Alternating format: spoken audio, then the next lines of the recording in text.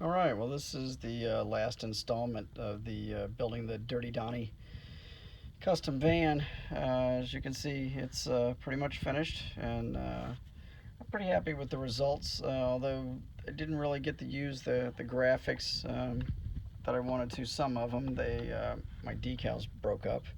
Had a few issues there, but I do have a couple more of these kits, so I'm going to try to use those graphics on the next one. But at any rate, this came out pretty decent.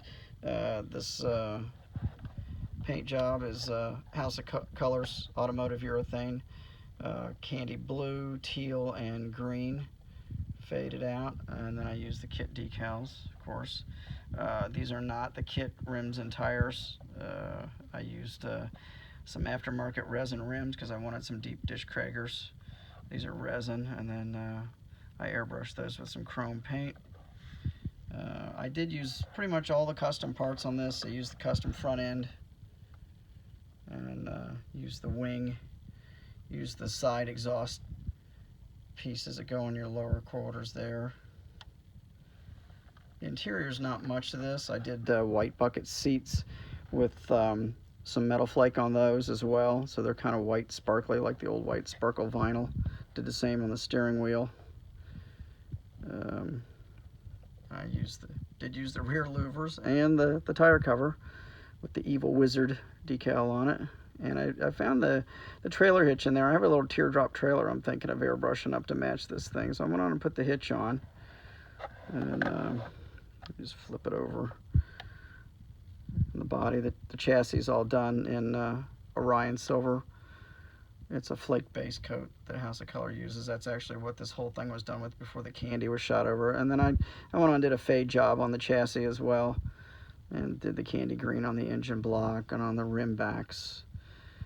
Again, those are from the parts box, not from the kit. I just didn't like the way everything looked that came with it, so just did a little switching up there. So, but I'm pretty happy with it. Got a little bit of a rake to it, which I like. California rake, not much. I've got some ideas for another one of these that I may really do something crazy with. But, I did this kind of like as if this was Dirty Donny's personal thing that he would load up with all of his video game crap and everything else, and posters, and haul to a show. I think it came out nice. These mirrors are a pain in the ass. They were always a pain in the ass. I mean, this is an old kit. It's been reissued. It's not a great kit. It's not super detailed, but it's solid when it's done. Those mirrors just always sucked. And I used the Molotov chrome pen to do my door handles, and the window vent edge there, and just went over a couple of other things with it, in the taillight lenses here. The sad thing is, it's got a nice little motor in it, but you can't see it. The hood doesn't open, and you can't see anything at all. And really, even for that part, you really can't see the interior either. I did do a fade paint job on the engine cover that matches the body. Don't think I can get that to come in clearly. And the dashboard's the same way, it's faded. And I did do some photo etched instrumentation on there, which you would have been able to see in the last video when I still had the body off of it. But there's just not a lot going on in the interior there. It's just too hard to see, so I really didn't bother going too crazy with it.